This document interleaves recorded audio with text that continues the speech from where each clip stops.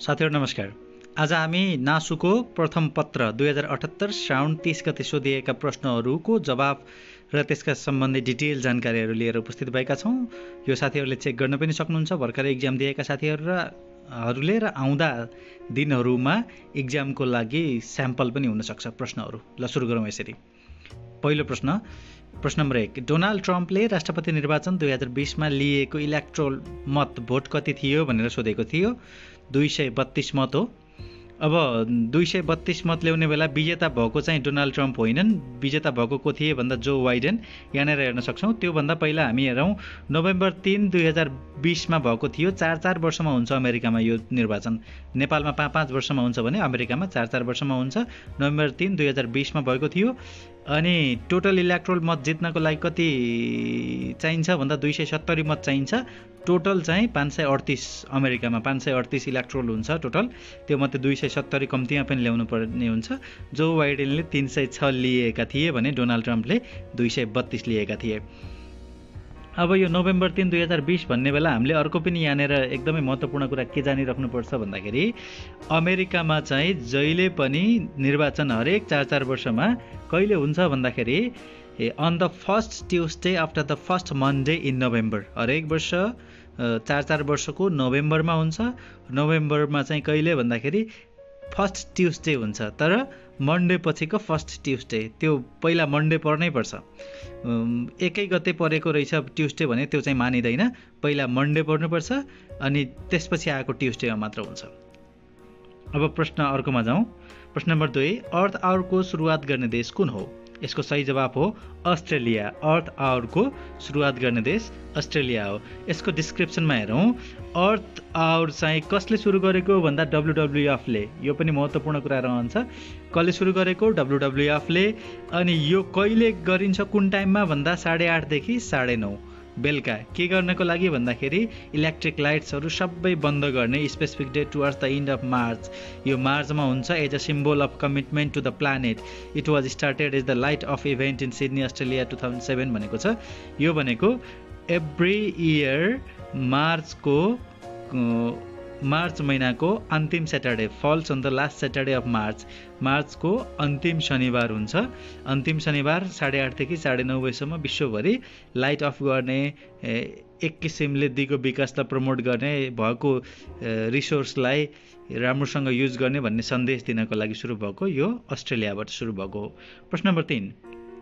नेपाललाई नछुने भारतको राज्य कुन हो? झारखण्ड हो। नेपाललाई नछुने झारखण्ड हो। नेपाललाई पूर्व, पश्चिम र दक्षिणबाट 5वटा प्रान्तहरू जोडिएका छन्। सिक्किम, पश्चिम बङ्गाल, बिहार, उत्तर प्रदेश र उत्तराखण्ड।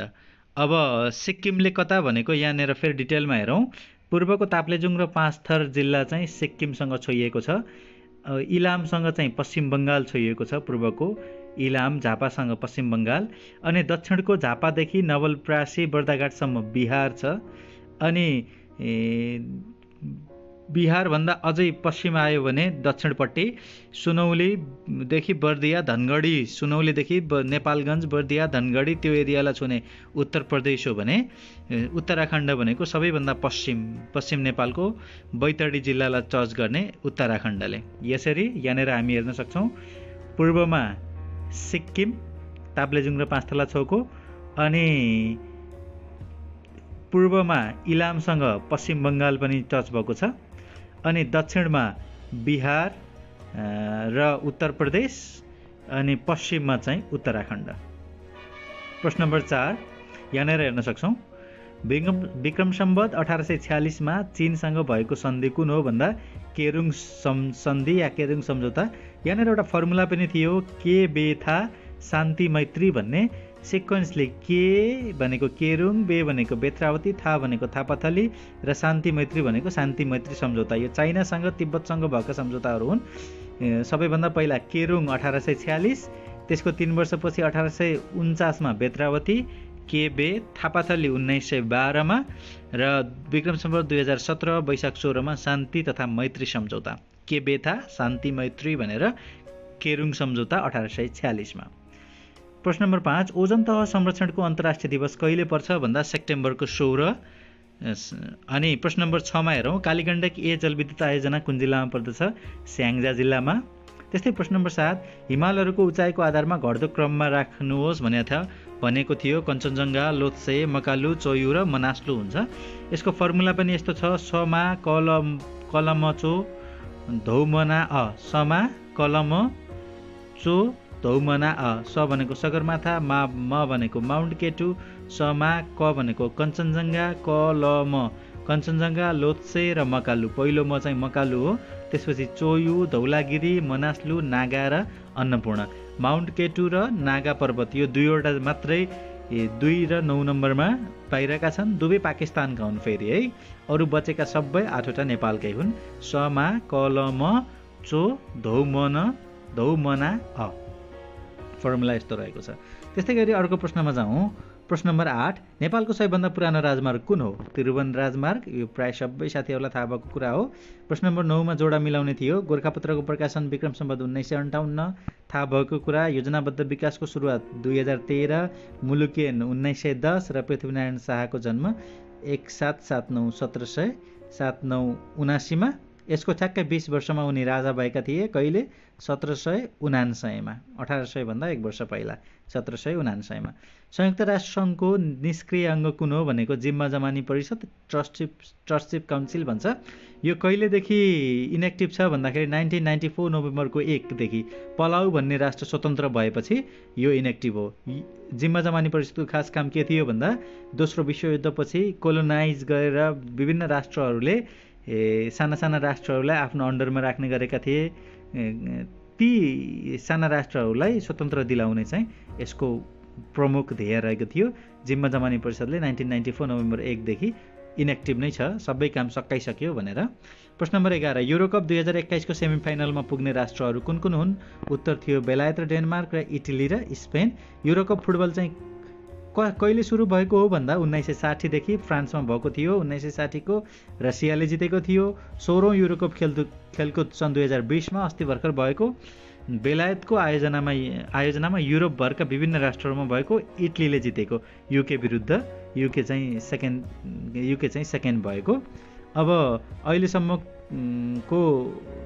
अब यसपछि 2024 मा चाहिँ कहाँ हुन्छ भन्दाखेरि जर्मनीमा हुन्छ। धेरै विजेता अहिलेसम्म जर्मन र स्पेन चाहिँ 3 पटक भएका छन्। इटली र फ्रान्स 2 पटक भएका छन्। त्यो बाहेक 1 पटक भएका धेरै थिए, त्यो चाहिँ यहाँ टिपेर राखेको छैन, साथीहरूले हेर्न सक्नुहुन्छ। यो विकिपिडियामा प्रशस्त हेर्न सकिन्छ। प्रश्न नम्बर 12, भरोपेली भाषा परिवार अन्तर्गत नपर्ने भाषा कुन हो भन्दा नेवारी हो। नेवारी भरोपेलीमा पर्दैन, यो चाहिँ भोटबर्मेलीमा पर्छ। भाषा परिवार नेपालका 4वटा छन्।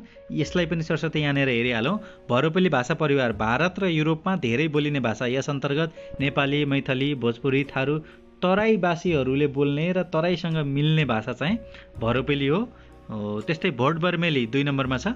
भोटबर्मेली भनेको तिब्बत चिनिया खलकको भाषा हो। जस्तै गुरुङ, मगर, शेर्पा, नेवार, यो हिमाली पहाडी भेगमा बेसिकल्ली बोलिने भाषा चाहिँ भोटबर्मेली हो। आग्नेय भाषा परिवार, यस अन्तर्गत सतार, खडिया जस्ता भाषा पर्दछन् भनेको छ। खडिया, झापा, मोरङ र सुनसरी जिल्लामा बस्छन् पनि भन्यो। द्रविड भाषा चाहिँ दक्षिण भारतको तमिल, तेलुगु जस्तै भाषा हुन्छ। नेपालको चाहिँ झाँगड र किसान भाषा, 2वटा भाषा, झाँगड र किसान चाहिँ द्रविड भाषा अन्तर्गत पर्दछ। अब प्रश्न नम्बर 13 मा जान्छौँ हामी। उत्तर अमेरिकाको सबैभन्दा अग्लो हिमाल कुन हो भन्दा दिएका अप्सनमा कुनै पनि होइन हुन्छ। माउन्ट मेकेल्नी हो यसको सही जवाब। 14, विभिन्न सङ्गठनको मुख्यालय बीच जोडा मिलाउनुहोस् भन्दा अन्तर्राष्ट्रिय श्रम सङ्गठन स्विजरल्यान्ड भइहाल्यो। न्यायालय नेदरल्यान्डको हेग, खाद्य तथा कृषि सङ्गठन इटलीको रोम, संयुक्त राष्ट्र सङ्घीय पर्यावरण कार्यक्रम केन्या भनेको छ। यहाँनिर हामी युएनका विशिष्टकृत संस्थाहरूको केही जानकारी लिन्छौँ। संस्थाको नाम र प्रधान कार्यालय। पहिला खाना सम्बन्धी, यो एकदम सजिलो पनि छ। खाद्य सम्बन्धी दुवै इटलीको रोममा हो, त्यही भएर यहाँ खाना सम्बन्धी लेखेको छ। खाद्य तथा कृषि सङ्गठन FAO पनि इटलीको रोम, अनि अन्तर्राष्ट्रिय कृषि निकाय कोष IFAD पनि इटलीको रोम। अब अर्को फर्मुला छ, जलवायुले मजदुरको स्वास्थ्य र बुद्धि बिगार्यो भनेर। यी सबै जेनेभा स्विजरल्यान्डमा हो। जलवायुले भनेको विश्व जलवायु सङ्गठन WMO, मजदुरको भनेको अन्तर्राष्ट्रिय मजदुर सङ्गठन IL, त्यो पनि स्विजरल्यान्डको जेनेभामा, स्वास्थ्य भनेको विश्व स्वास्थ्य सङ्गठन त्यो पनि जेनेभामा, अनि बुद्धि भनेको विश्व बौद्धिक सङ्गठन सम्पत्ति सङ्गठन विश्व बौद्धिक सम्पत्ति सङ्गठन WIPO त्यो पनि जेनेभा स्विजरल्यान्ड। यसरी जलवायुले मजदुरको स्वास्थ्य र बुद्धि बिगार्यो भन्नेमा जलवायु पनि विश्व जलवायु सङ्गठन जेनेभा, मजदुर सङ्गठन जेनेभा, स्वास्थ्य सङ्गठन जेनेभा, विश्व बौद्धिक सम्पत्ति सङ्गठन पनि जेनेभा स्विजरल्यान्ड। अब हुलाक र सञ्चार यो दुईटै चाहिँ बर्न स्विजरल्यान्डको बर्नमा हो। अन्तर्राष्ट्रिय दूरसञ्चार संस्था ITU पनि बर्नमा र विश्व हुलाक सङ्गठन UPU पनि बर्न स्विजरल्यान्डमा। ओल्ड ब्याङ्क र वित्तीय संस्थाहरू पैसाको सबै कारोबार चाहिँ वासिङटन DCमा सकिहाल्यो। यहाँनिर ओल्ड ब्याङ्क सम्बन्धी सम्पूर्ण जस्तै IBRD अन्तर्राष्ट्रिय पुनर्निर्माण तथा विकास ब्याङ्क वासिङटन DC, अन्तर्राष्ट्रिय विकास सङ्गठन IDA वासिङटन DC, अन्तर्राष्ट्रिय वित्त निगम IFC वासिङटन DC, बहुपक्षीय लगानी प्रत्याभूति संस्था MIGA वासिङटन DC, अन्तर्राष्ट्रिय मुद्रा कोष IMF यो पनि वासिङटन DC नै हो। त्यस्तै गरेर केही महत्त्वपूर्ण यहाँनिर पनि रहेका छन्। थप हामी कतिवटा 5वटा हेर्छौँ। युनेस्को फ्रान्सको पेरिसमा, धेरै साथीहरूलाई थाहा छ युनेस्को फ्रान्सको पेरिस। विश्व पर्यटक सङ्गठन UNWTO स्पेनको म्याड्रिड, पर्यटन कहाँ गयो भन्दा म्याड्रिड गयो भनेर सम्झिने। IMO अन्तर्राष्ट्रिय सामुद्रिक सङ्गठन लन्डनमा समुद्र छ सम्झिने। अन्तर्राष्ट्रिय नागरिक उड्डयन क्यानाडाको मोन्ट्रियल, ICAO अन्तर्राष्ट्रिय नागरिक उड्डयन सङ्गठन क्यानाडाको मोन्ट्रियल। UNIDO संयुक्त राष्ट्र सङ्घीय औद्योगिक विकास सङ्गठन चाहिँ अस्ट्रियाको भियनामा। त्यस्तै गरेर अर्को प्रश्न नम्बर 15 तलको मध्ये कुन जैविक विविधतामा पर्दैन भन्दा जलवायु विविधतामा पर्दैन।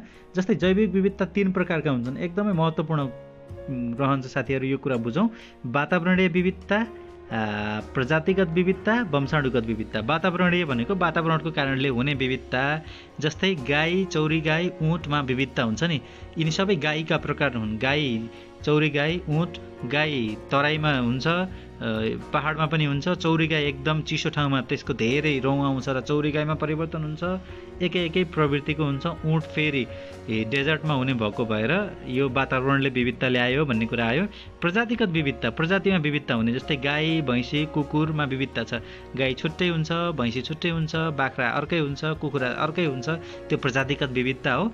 वंशाणुगत विविधता, एउटै वंशमा पनि फेरि विविधता रहन सक्ने, जस्तै मान्छे बीच जेठो सन्तान र कान्छो सन्तान बीचको विविधता त्यो वंशाणुगत विविधतामा पर्दछ। प्रश्न नम्बर 16 नेपाल संस्कृत विश्वविद्यालयको स्थापना कहिले भयो? विक्रम सम्वत 2043। अब यहाँनिर विश्वविद्यालयहरूको लागि पनि फर्मुला छ। त्रिश केपिपो लुक्रिम कुखुरा होइन सुखुरा। त्रिश केपिपो लुक्रिम सुखुरा। यसको डेट साथीहरूले यहाँबाट हेर्दै जानु होला। मैले चाहिँ सिक्वेन्स मात्रै भन्न गइरहेको छु। त्रि भनेको त्रिभुवन विश्वविद्यालय, स भनेको नेपाल संस्कृत विश्वविद्यालय सेकेन्डमा, थर्डमा के भनेको काठमाडौँ विश्वविद्यालय, पी भनेको पूर्वाञ्चल विश्वविद्यालय, पो भनेको पोखरा विश्वविद्यालय, लु भनेको लुम्बिनी विश्वविद्यालय, क्री भनेको कृषि तथा पशु विज्ञान विश्वविद्यालय, लुक्री, म भनेको मध्यपश्चिम विश्वविद्यालय, सु भनेको सुदूरपश्चिम विश्वविद्यालय, खु भनेको खुल्ला विश्वविद्यालय र रा भनेको राजर्षि जनक विश्वविद्यालय। त्रिश केपिपो लुक्रिम सुखुरा फर्मुला यही हुन्छ। यिनको डेटहरू र यिनी कहाँ रहेका छन् भन्ने कुराहरू यहीँ सरस्वती लेखेको छ। त्रिभुवन विश्वविद्यालय 2016मा खुलेको काठमाडौँमा छ। नेपाल संस्कृत विश्वविद्यालय 2043मा खुलेको दाङमा छ। काठमाडौँ विश्वविद्यालय 2048मा खुलेको काभ्रेमा छ। पूर्वाञ्चल विश्वविद्यालय 2050मा खुलेको मोरङमा छ। पोखरा विश्वविद्यालय 2055मा खुलेको कास्कीमा छ। लुम्बिनी विश्वविद्यालय 2061मा खुलेको रूपन्देहीमा छ। केन्द्रीय अफिसहरू हुन् यिनी। कृषि तथा पशु विज्ञान विश्वविद्यालय 2067मा खुलेको चितवनमा छ। मध्यपश्चिम विश्वविद्यालय 2067मा खुलेको सुर्खेतमा छ। सुदूरपश्चिम विश्वविद्यालय 2067मा खुलेको महेन्द्रनगरमा छ। खुल्ला विश्वविद्यालय 2073मा खुलेको ललितपुरमा छ र राजर्षि जनक विश्वविद्यालय 2074मा खुलेको जनकपुरमा छ। प्रश्न नम्बर 17 नवीकरणीय ऊर्जा कुन होइन भन्दा आणविक ऊर्जा चाहिँ नवीकरणीय ऊर्जा होइन, यो चाहिँ सकिएर जान्छ। त्यस्तै गरेर प्रश्न नम्बर 18 हुक्का हुक्की कुन जातिको पर्व हो भन्दा राजवंशीको पर्व हो हुक्का हुक्की। प्रश्न नम्बर 19 भिटामिनको जोडा मिलाउनुहोस् भनेको छ। भिटामिन ए गाजरमा पाइने, भिटामिन बी मासुमा, भिटामिन सी गोलबेडा, भिटामिन ई एभोकाडो। प्रश्न नम्बर 20मा पनि जोडा मिलाउनुहोस् भनेको थियो। रेबिज चाहिँ भाइरसद्वारा सर्छ भने क्षयरोग चाहिँ ब्याक्टेरियाद्वारा सर्छ भन्ने हुन्छ यसको जवाब। प्रश्न नम्बर 21मा जोडा मिलाउनुहोस्। दमिनी भिरका लेखक चाहिँ राजन मुकारुङ, पुस्तकहरू सम्बन्धी छ यो साहित्यको। 3 गुम्ती बीपी कोइराला, लु नयनराज पाण्डे र तुइन सुरेश प्रजापति। प्रश्न नम्बर 22 सूर्यबाट नजिकको ग्रह कुन हो? बुध ग्रह भइहाल्यो। प्रश्न नम्बर 23 तलका मध्ये कुन मिल्दैन भनेको छ? बट्टार ललितपुर, रुम्जाटार ओखलढुङ्गा, मङ्गलटार काभ्रे, खुमलटार ललितपुर मध्ये बट्टार मिल्दैन। बट्टार चाहिँ ललितपुरमा पर्दैन। नुवाकोटको विदुर नगरपालिकाको बजार क्षेत्र हो बट्टार भनेको। प्रश्न नम्बर 24 2075 को पृथ्वी प्रज्ञा पुरस्कार कसलाई प्रदान गरिएको भन्दा सत्यमोहन जोशी। पृथ्वी प्रज्ञा पुरस्कार महाराजा पृथ्वीनारायण शाहको नाममा स्थापित यो पुरस्कार हरेक 4 वर्षमा एकजना सृजनशील प्रतिभा विद्वानलाई प्रदान गरिन्छ। हरेक 4 वर्षमा दिने रहेछ। 2075 मा सत्यमोहन जोशी, त्यसपछि दिएको छैन। 2075 मा दिएको थियो। अब प्रश्न नम्बर 25 जर्मनीले कुन देशलाई आक्रमण गरेर दोस्रो विश्वयुद्ध सुरु भयो? पोल्यान्डलाई। दोस्रो विश्वयुद्ध सुरु र अन्त्य कहिले भएको थियो? बेसिक जानकारी यहाँ हेरौँ। 1 सेप्टेम्बर 1939 देखि 2 सेप्टेम्बर 1945। 1 सेप्टेम्बर 1939 देखि 2 सेप्टेम्बर 1945 प्रथम आक्रमण जर्मनीले पोल्यान्डमाथि गरेको। यहाँ एलिज पावर र एक्सिस पावर थिए। एलिज पावर भनेको मित्र राष्ट्रमा के थिए भन्दाखेरि फ्रान्स, रुस, अमेरिका र इङ्ल्यान्ड। यसमा युएनको भिटो सदस्यमा चाइना बाहेक अरू सबै भनेर याद गरे हुन्छ। फ्रान्स, रुस, अमेरिका र इङ्ल्यान्ड। एक्सिस पावर धुरी राष्ट्र भन्छ। त्यसमा फर्मुला के छ?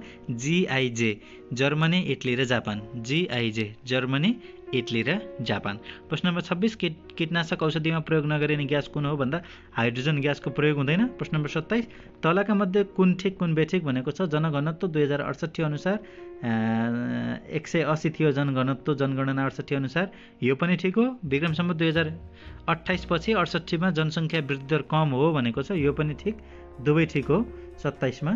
प्रश्न नम्बर 28 जोडा मिलाउनुहोस्। इतिहास शिरोमणि बाबुराम आचार्य, सङ्गीत शिरोमणि यज्ञराज शर्मा, कवि शिरोमणि लेखनाथ पौडेल र वाद्य शिरोमणि गणेशलाल श्रेष्ठ।